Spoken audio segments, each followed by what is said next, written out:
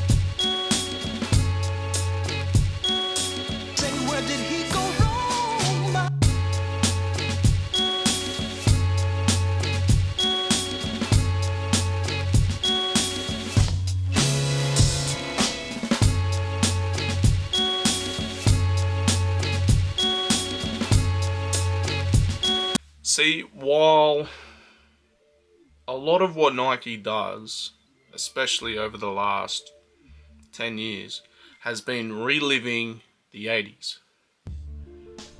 Jordan 1, Jordan 3, Jordan 4, the Air Force 1, the Dunk High, Dunk Low.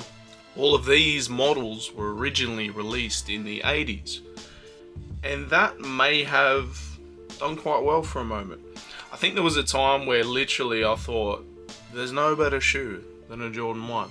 It just got to a point where I'm like, you can't beat this. Now, here's where that comes into play. Wearing them for a long time, they're just not comfortable. If they could make them a lot more comfortable, I think I'd change my mind and I'd go back to that being the perfect shoe.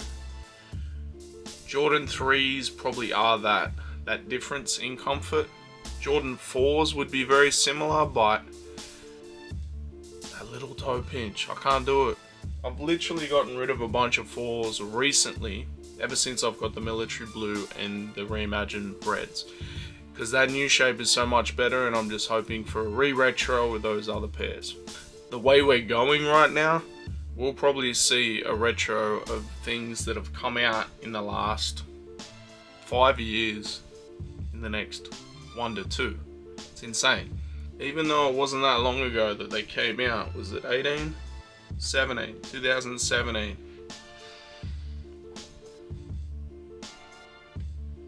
Damn, I just noticed my bubbles are getting cloudy. Maybe this time, I don't know.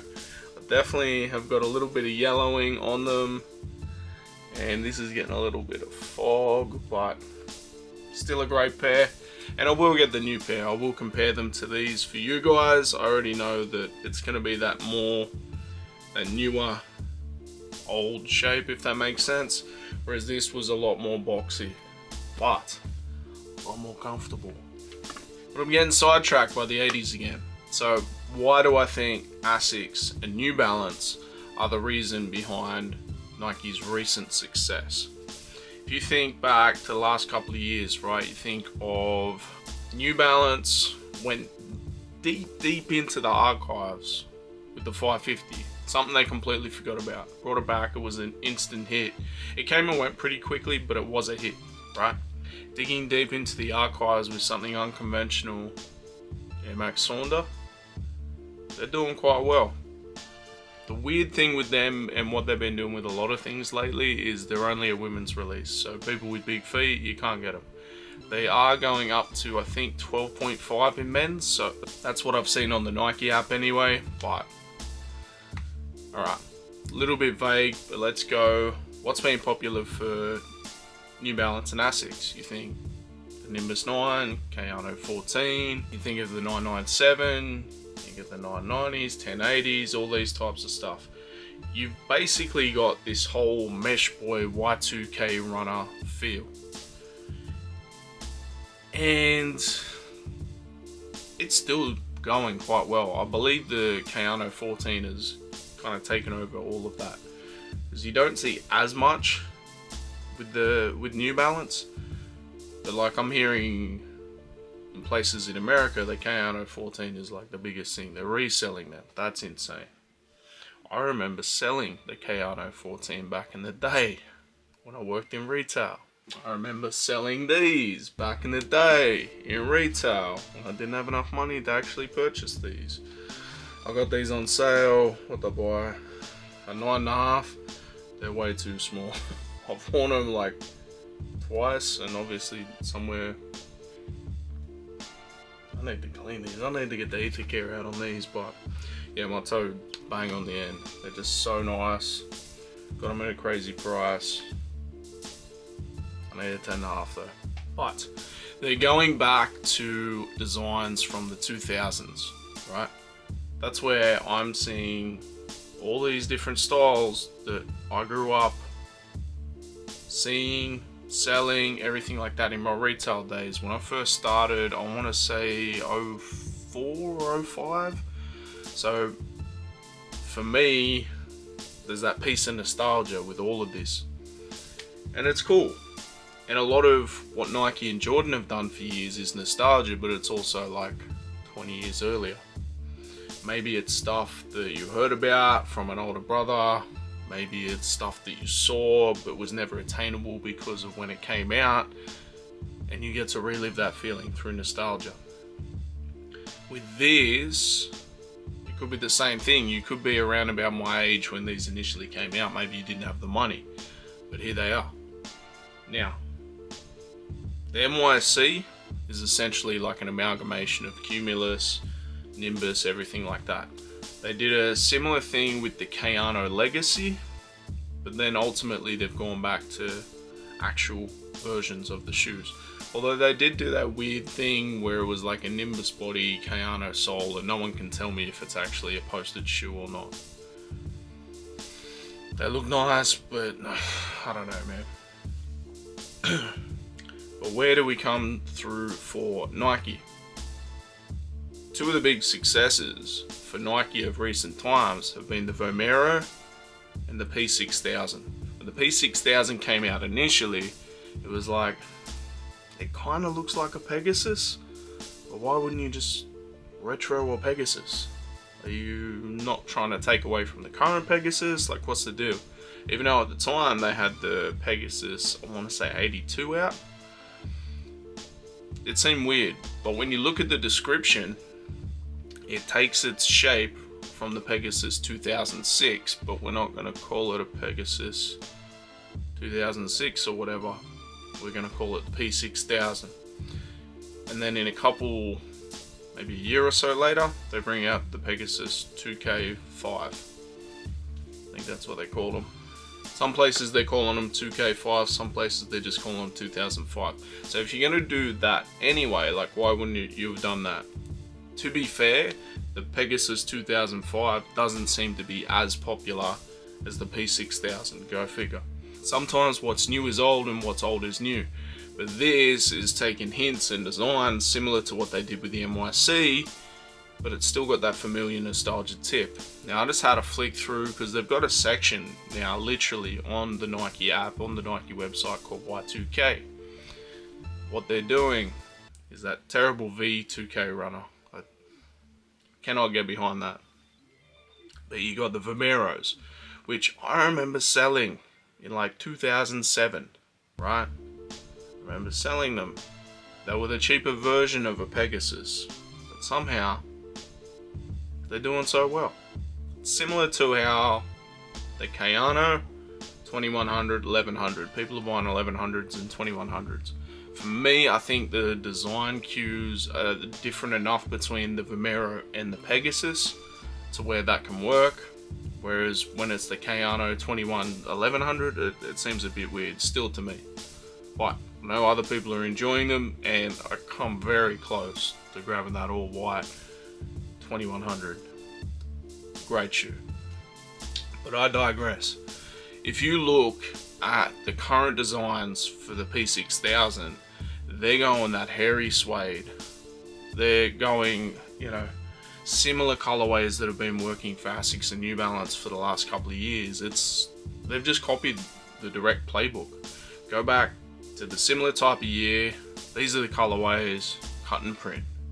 There was one pair there that I looked at that was so nice, but I don't think it was left in my size. And I gotta admit, when these first came out, like, I was one of those people that was like, why wouldn't you just do a Pegasus? I didn't say the same thing for NYC. I really like the NYC. So there's a little bit of contradiction there. That's the one. Comes up as a bestseller too. But if we look at sizing, the biggest size is like a US 7. That's going nowhere near my foot. Oh, there's a 14. A 7, nothing, then a 14.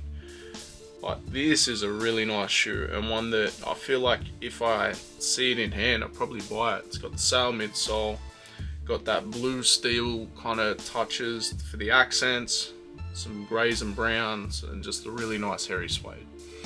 I've been saying forever that I would love to see something like this with the nice hairy suede with that type of style, but in like an Air Max LTD, which is another 2000 style. Maybe this is what we're getting, the P6000, but if anyone at Nike is listening, give me this in an Air Max LTD.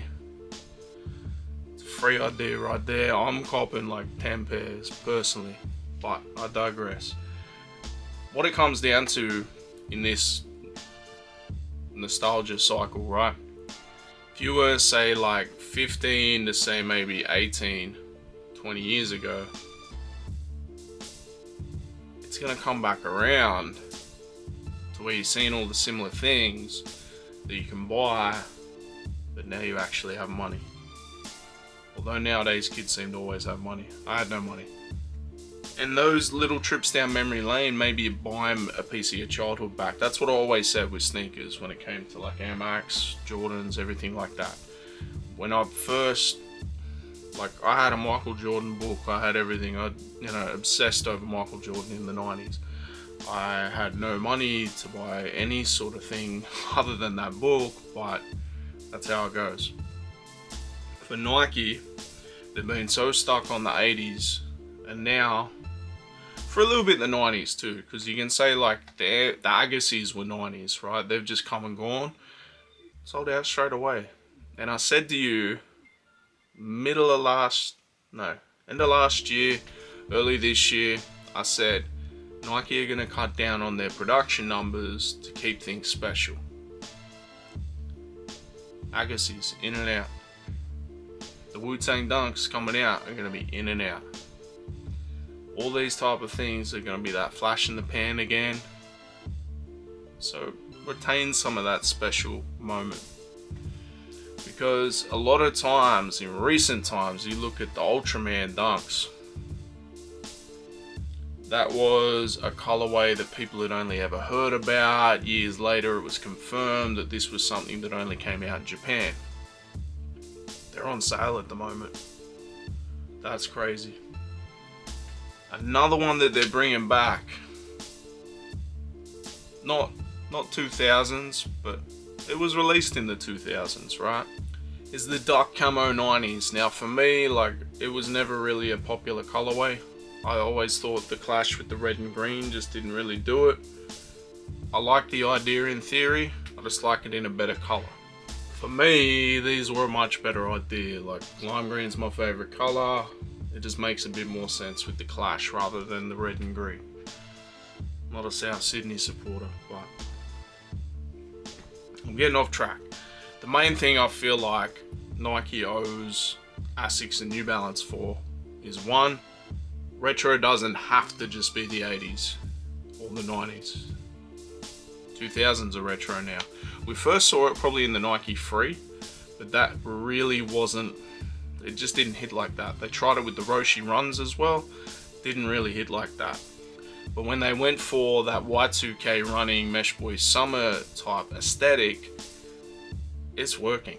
Like, I'm seeing so many people in the Vomeros. The P6000, I don't know if I've seen too many people in it, but every time I go to check, like every time I see a colorway I like it's sold out. So somebody is wearing them. And if I come across that one that I'd mentioned before, you would have seen the images. Like, that's a really nice shoe. And it's going to be comfortable. That's the one thing that we're not talking about as well with this Y2K runner thing that, let's be honest, has been going on for a couple of years now with ASICS and New Balance. Even Saucony, right? They're comfortable. A pair of Jordan 1s isn't comfortable. A pair of Jordan 3s is comfortable to a point for that type of shoe. Not as comfortable as a pair of these.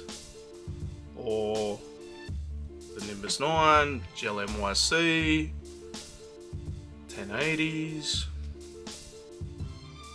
I'm going to say 550s because they're not comfortable. They're essentially like a dunk. But you get my point. In all of this, it's the little guy that taught the big guy a lesson in how to do it and how to be different. Now, will this oversaturate what they've been doing? I don't know. You're not hearing as many people talk about New Balance except for your real niche New Balance communities. ASICS is still getting talked about. Saucony's getting a lot of love, but we'll have to see.